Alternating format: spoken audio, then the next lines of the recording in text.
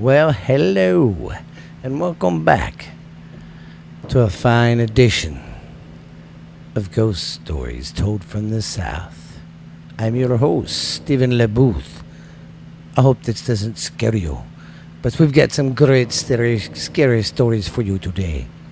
I just pulled these out of the old cellar. Should be some good stories for you today. Don't go get scared on me now. So just get ready for some good old stories, guys. Hope everybody's doing good. Welcome back to another edition. Like I said, I'm your host, Stephen LeBooth. We got some great stories today for you. I'm out of Europe and all that over there for right now. I'm going to be covering Nevada for a while. So, hope everybody's doing good. Everybody's been enjoying our show we got going on here. I've noticed we've been getting some new listeners, and I've been helping people trying to find the place and play it. So, if y'all have any, if you ever want to hear that, well, if you're listening to it, then never mind. I ain't gonna say that. Anyways, if y'all got any questions about anything, just email me, man. It's at Ghost Stories Told from the South at gmail.com. Well, I think it's time we dive into some stories. What do you say, boys? We are going to go with... Sorry. Okay. We are going to go with the Goldfield Hotel. The Goldfield Hotel opened in 1908 and was designed by architect George E. Holsworth. Yeah, Holsworth. It was a building on the same site as the previous Nevada hotel that was destroyed in a fire in 1905. And it killed everybody, they said. So it's already starting off on a bad note, man. And then, what do we got? Shortly after construction, the mining tycoon George Wingfield purchased the hotel and owned it until 1923. When it was sold to Newton Crumley, Crumley dug 2 mine shafts below the hotel, hoping to strike gold. However, these shafts were these shafts were never found gold or anything. Well, then after that, Wingfield was rather admired with a local prostitute, which means he fell in love with one of the local prostitutes, hookahs, the old hookah in town. Yeah, he fell asleep with her. He fell in love with her. Her name was Elizabeth. And rumor has it that when she came to the hotel and announced that she was pregnant, Wingfield, after that, afraid of the scandal and all that, because, he's a well-known rich man and he's having an affair with a prostitute. Yeah, it's not going to look good. And she's pregnant, so... he kidnapped the woman and chained her to one of the radiators in room 109, where she remained until the child was born. Some say Elizabeth died giving birth. Others claim that Wingfield murdered her and then threw her and the baby down an old mine shaft. Many claim that Elizabeth did not die until 1930, that her newborn was thrown down one of the mine shafts below the hotel. Okay, you already said that. Thus, suggesting that it was Crumley, not Wingfield, who was likely her lover, because remember, Crumley bought the place after Wingfield, and he's the one who put the tunnels in. But regardless of who did it, nobody was ever put in prison or jail for the murder or nothing. Nothing ever happened of it at all. It's one of the most famous stories in Goldfield. Well, in Nevada, too. Elizabeth Ghost haunts the hotel. Her apparition has been seen Many guests. There we go. Where we at? Okay, her apparition has been seen by many guests in room 109, a room that has been described as essentially cold. Elizabeth is reported of having long flowing hair while wearing a white gown. See, here we go with another woman in white. What is it with the women in white? I mean, I know they didn't have much fashion or color back then, and white was pretty much it, but geez. I mean, there isn't any women in gray, women in black, women in green, women in red. I mean, nothing like that. But it's okay. Those who have seen her say she appears very sad and pacing the hallway calling for her child. Numerous visitors also report that their cameras do not work in room 109. But as soon as they step out, sping, they work. Additional ghosts haunt the hotel too. Two of them reportedly committed suicide on their third floor while their entities. Sorry, I'm regrouping here so I can see a little bit. While their identities remain largely unknown, it is believed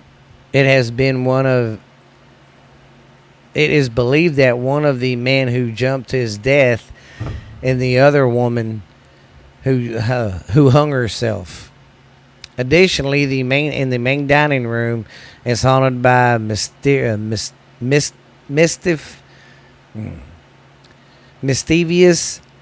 ghost nicknamed the Stabber. Well, what he does isn't really mischievous. He reportedly attacks visitors with a large kitchen knife before disappearing. Nobody has been injured or killed. Numerous guests have been rather frightened by the experience and leave. Finally, three small ghosts believed to be children are said to haunt the main lobby staircase. The spirits enjoy sneaking up behind visitors, tapping their backs, and then running away and laughing.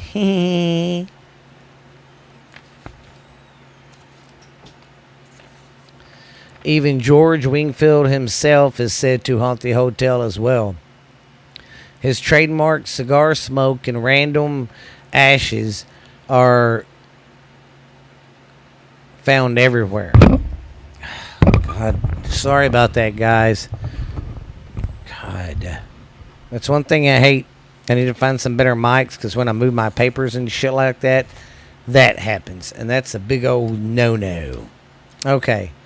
The hotel and its ghost stories have been featured on Fox World's Scariest Places, Ghost Adventures in 2004, 11, and 13, and by Ghost Hunters in 2008. So if you need a place to go, check on some ghosts, go for it.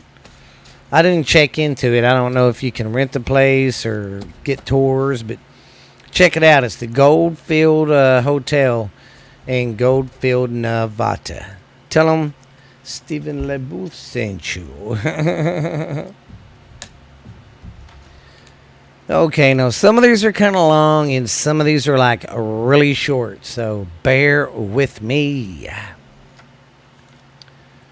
Okay, now we're going for the next story. Story number 2. Rowlett, Nevada is a ghost town in every sense of the word. It was founded in 1904 and it grew to a population of 10,000. By 1924, everyone had moved away and died, leaving the town empty. It's said that visitors to Rowlett hear the voices of miners and long dead townspeople echoing through the run-down buildings. One of the most famous ghost stories about the town is that of an old gold prospector who was alleged poisoned by the barber, and then he bought a huge gold Then he bought the huge gold nuggets in town, and it said that the prospector can be seen wandering around town wearing a large floppy hat. That's weird about, the miner ghosts. They all have the floppy hats. I mean, I know they were miners and none of them really struck it rich, but they could have got something better. That's all I'm saying. Okay. Got another good one for you.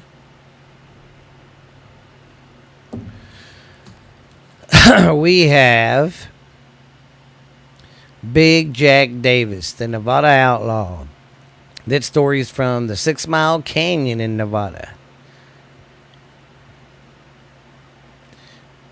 Andrew Jackson, Big Jack Davis, started out as a honest miner shortly after he moved from California to Nevada.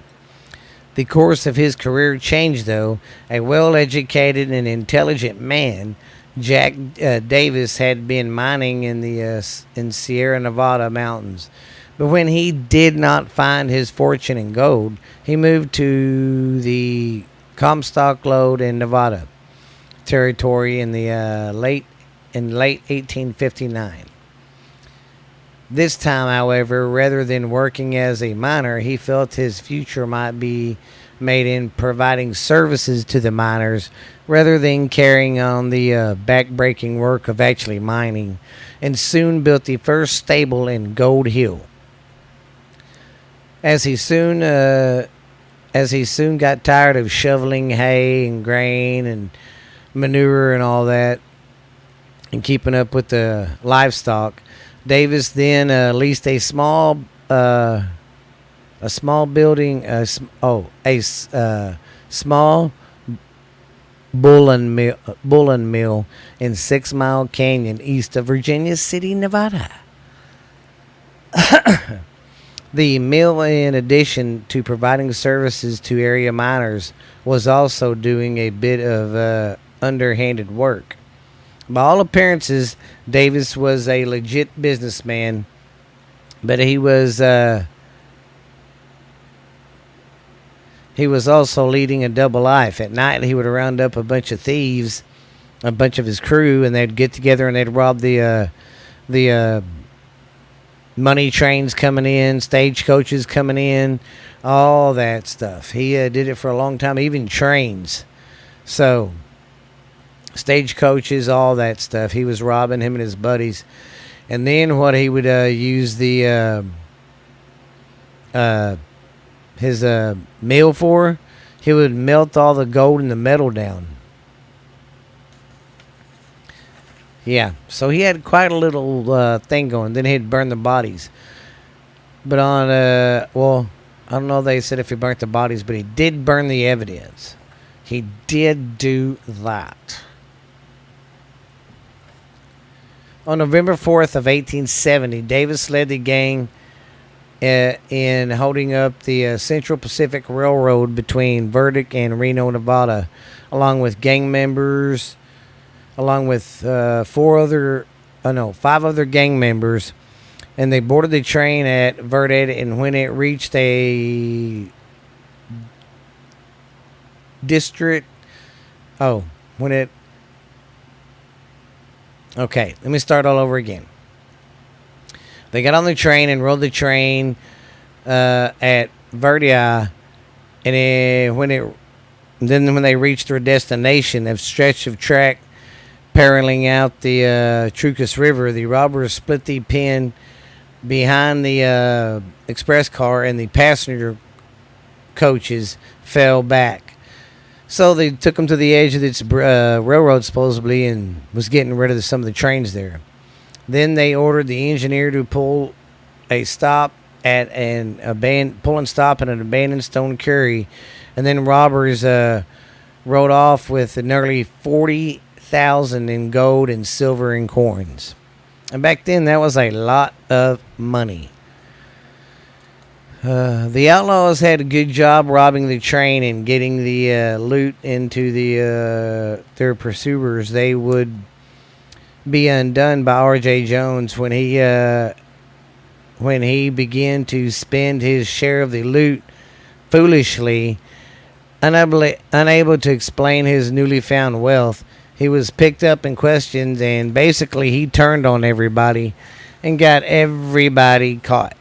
Well, everybody hung for what they did, and they say he robbed and stuff so much that some of his loot is still out there in the Nevada desert, out there in the 6 Mile Canyon somewhere, but no one really knows where it is. But there have been reports of Big Jack wandering around down there. They say they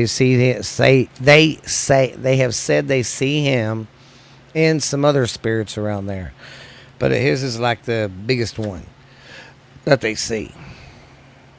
Sorry for the belch, guys. All right, I guess we'll go with story. Oops. Story number 4. It's another shorty. One of the scariest ghost stories. Oh, and this is about the Pyramid Lake water babies. And when you hear this story, you're going to go, what the fuck? Yeah, it's crazy. One of the scariest ghost stories in Nevada is the legend of the Pyramid Lake water babies. There's a few versions of the legend. One of the legends, the most popular one, is that the souls of the discarded babies is what haunts the Pyramid Lake. And here's the legend, and here's how the story goes. Long ago, the Paulette people, there's a Indian tribe that was living in that area at the time, threw their premature or deformed babies into the Pyramid Lake in order to keep their tribe strong. So basically, if you didn't look right or you weren't smart or athletic or anything, they would get rid of you. And then if you were born deformed, right out of the bat, bam, they'd throw you in the lake, and that's where you went. And they did that to, like I said, to keep their tribe strong. And they say that's the ghost of the babies in the water that, people have reported feeling sometimes something grab their feet, or you look down and you think you see a baby down there, but you look back and nothing's there. Yeah, it's a pretty cool little place. Pyramid Lake in Nevada. Go check it out, man. I know I sure am not. No, I'm just kidding. I wouldn't mind going to some of these places I go to. I talk about. All right, another shorty. This is story number 5. This is about the MGM and Bailey's Casino. I did not know that's about the Big GM studio or Big GM hotel that used to be in Vegas. I didn't know that story. Pretty interesting. But now it's something different. During the 1970s, hotels and casinos were open 24 hours and weren't required to have smoke detectors and stuff like that back then. Because in the 70s, that's when they really started building some of these high rises. These big buildings for for the visitors and stuff for vacation towns like Vegas. So they didn't require a bunch of shit, fire alarms, and there probably wasn't a whole lot of fire extinguishers. So, anyways, in the middle of the night, a massive fire broke out in the MGM Grand, thanks to some faulty wiring that started in the kitchen, I believe they said. 87 people lost their lives as a result of the not having all that. They got sued, and they had to pay out a lot of money. But they rebuilt some of the, because it didn't burn the whole building down. I think the north side, it got it the worst, and that's the side that they had to really build back up.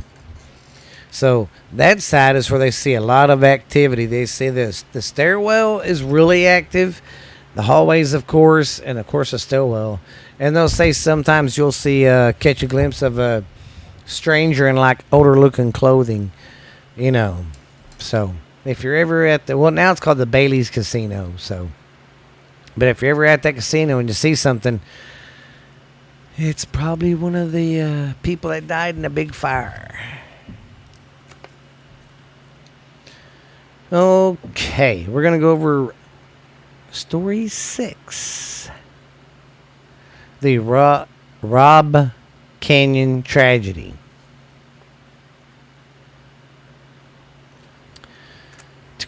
Sorry, I thought I had my papers ready, but I didn't. Okay. Well, son of a gun, did I put them backwards? Anyways, here we go.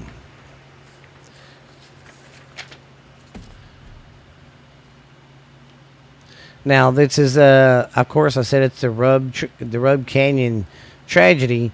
This is one of the big parks there, the Rainbow Ridge. The Rainbow Ridge is overlooking the canyons. It does not look haunted. It actually looks anything but haunted. It's really peaceful, nice, and just, I mean, children be playing. Their dogs are walking around. It's a really cool, like, park.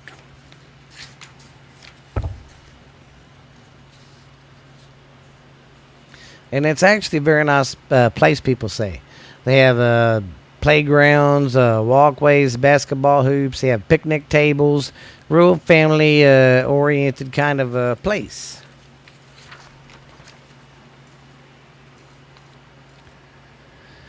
But the canyon residents are on the fence about one big issue. About it being haunted. And the reason why, well, let me read a little bit more and I'll tell you why. Some residents are pretty tight-lipped about the place. They don't want negative attention brought to the area. Other residents are open about the experience. Many of them have witnessed at least one of not many paranormal events. Most common occurrences is hearing strange sounds and seeing lights come from the canyon. Some say they have even heard unexplained screams. But what is the source of all this paranormal activity, you say? Well, in the early 1970s, 4 murders occurred in the canyon. The multi-murder bodies were found. 3 of them were men and 1 of them was a woman.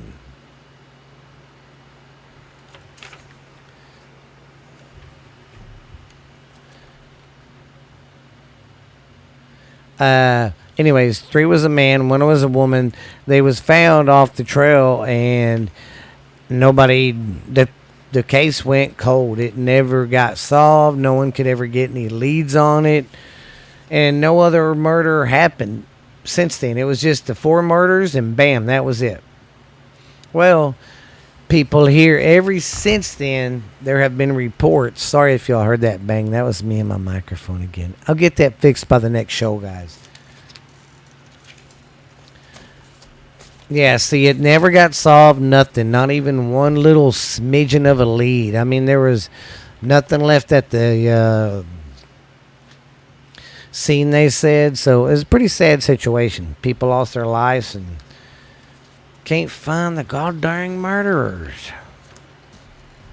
But they, like I said, ever since then, they have been seeing the lights, screaming, and other things. And they say you have a feeling like you're being watched or something's there. So, you never know, man. Pretty creepy, though.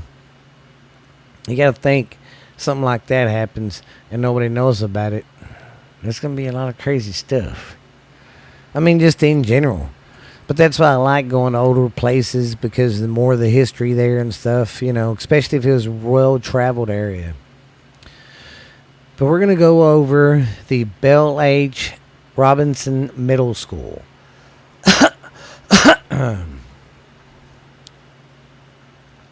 There had been regulations from past students that described them seeing an unidentified janitor wandering the halls. Some say the janitor had blood on his hands.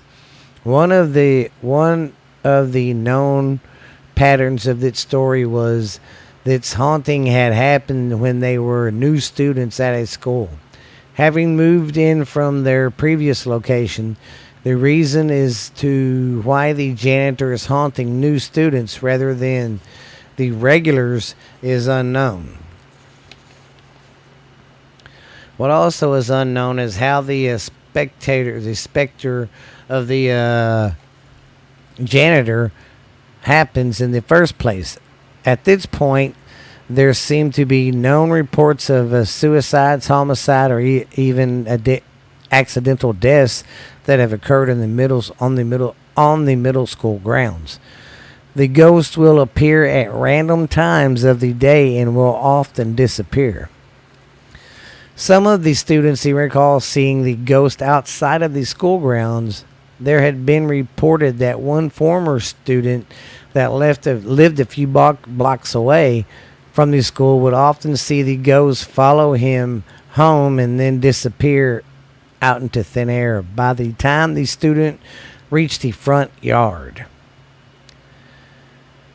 This may have been a rescuing event a scary event for the students at the middle school that lived nearby it. However, the haunting appears to stop under one possible condition. It was said that the new students of the school would no longer see the spirit ever again if they decided to attend church services regularly. While seeing a spirit may be an unusual sign of telling you to go to church, it would appear that hauntings stop when they learn that, hey, if you go to church, it'll stop. But that's creepy. It just affects the new student, and there's no reports of death or anything being there, but that don't mean nothing. If that's an older school and there was a janitor there that was there for 10 years, 20 years, well, by the time he